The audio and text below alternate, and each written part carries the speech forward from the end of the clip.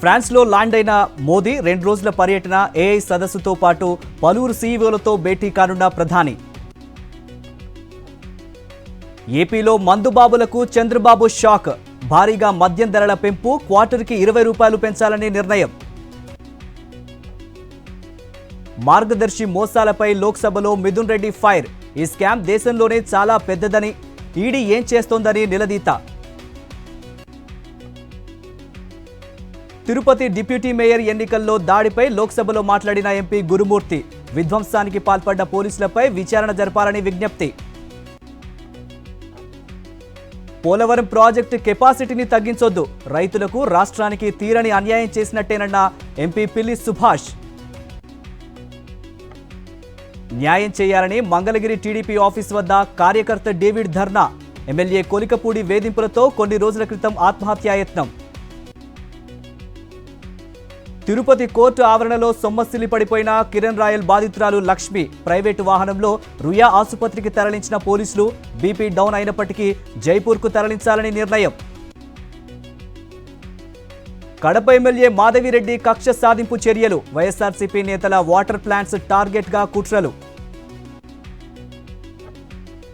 నంద్యాల జిల్లాలో టీడీపీ నేతల అరాచకాలు. కొరటమొద్ది గ్రామంలో దళితులపై దౌర్జన్యం, ఇళ్ల నిర్మాణ పనులను అడ్డుకొని చంపేస్తామంటూ బెదిరింపు. తూర్పుగోదావరి జిల్లాలో బర్డ్ ఫ్లూ కలకలం. చనిపోతున్న వేలాది కోళ్లు. అప్రమత్తంగా ఉండాలని కలెక్టర్ సూచన.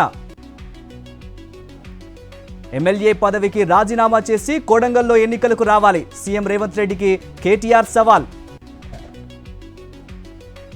రేవంత్ రెడ్డి పాలన చైనా ఫోన్ లాంటిది. బీసీల ఓట్లు వేయించుకొని బురిడి కొట్టిస్తున్నారని ఎమ్మెల్సీ కవిత విమర్శ.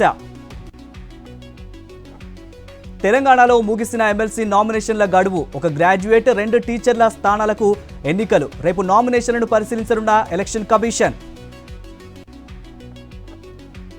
తెలంగాణ ప్రభుత్వానికి బీసీ డెడికేషన్ కమిషన్ రిపోర్ట్. సీఎస్కు 700 పేజీల నివేదిక ఇచ్చిన కమిషన్ చీఫ్ వెంకటేశ్వర్లు.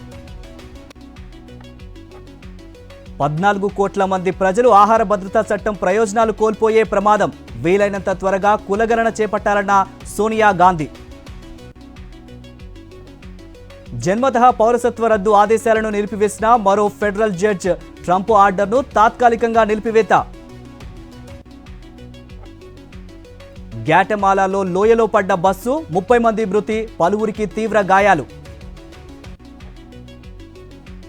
ట్రంప్ దారిలోనే బ్రిటన్ ప్రధాని సంచలన వ్యాఖ్యలు. అక్రమ వలసలకు ఇక ముగింపు పలుకుతామని ప్రకటన. ఇజ్రాయెల్ హమాస్ మధ్య యుద్ధ ఖైదీల మార్పిడి. 500 రోజుల తర్వాత 5గురు థాయ్, 3 ఇజ్రాయెలీల రిలీజ్.